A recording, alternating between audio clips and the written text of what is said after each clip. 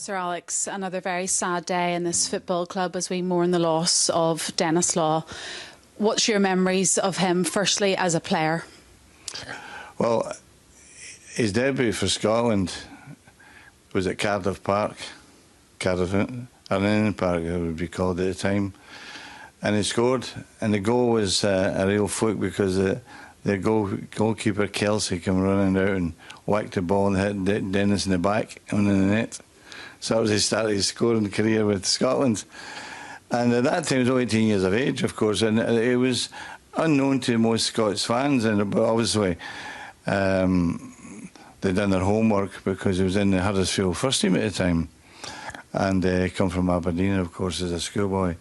But once you knew Denis and you saw him play, you said, well, this is a player.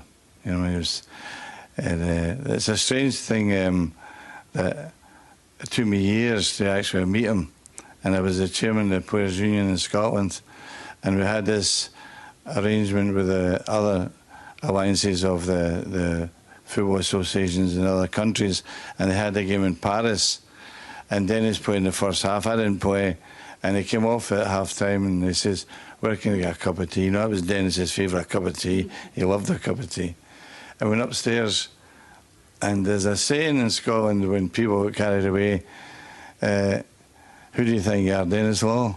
And it's just it's a fact. And I don't know why I did it, but I asked him for his autograph. And he said, no, I don't. I says, who do you think you are, Denis Law? And Denis is sitting there. He says, you had it. I said, oh, God, what a start.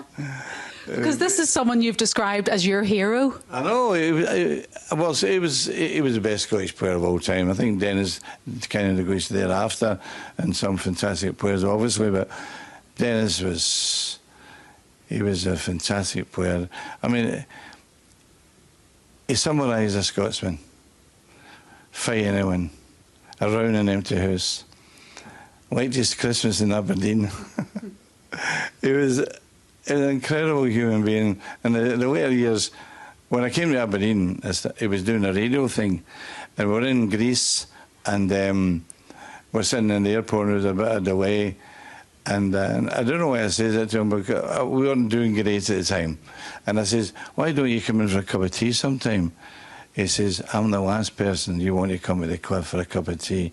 I says, why? He says, you want the front page, you're press with full Denis Law goes to help Aberdeen United. I said, oh, God, I can understand. But we won the league. The next week, he was in for a cup of tea. There we go. It was, and I went to see him just a couple of months ago, and he wasn't doing well. A fantastic player, an absolute legend of this club, but as a person, someone who you created a real friendship with over the years, and all the memories people talk about, they all say what a great sense of humour he had, a real cheeky side. Is that how you will remember him? 100%. He had that with a wee gift of taking the mickey out of you when you actually don't know.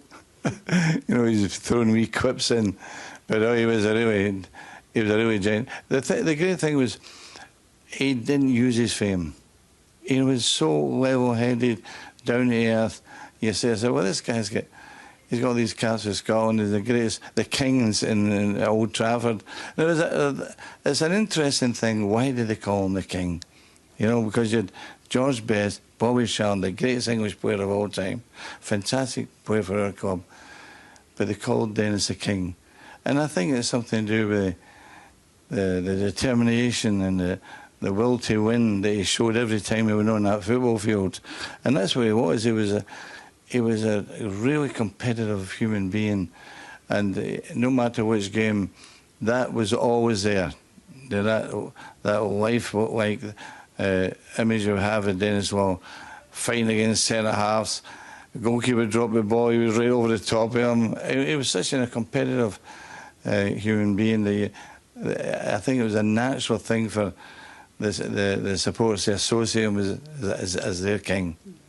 And just finally, what does he mean to this football club? Well, I think when he joined us in 1963, I think he turned the club round. And that's the greatest thing he could ever done, because Samat was recovering from the Munich air disaster, and they won their first trophy in 1963, just after they signed Denis. So I think his part they played at that time was so vital to the renovation of the team. And I think that most people will always remember that signing from Italy. It was a cornerstone of their future success.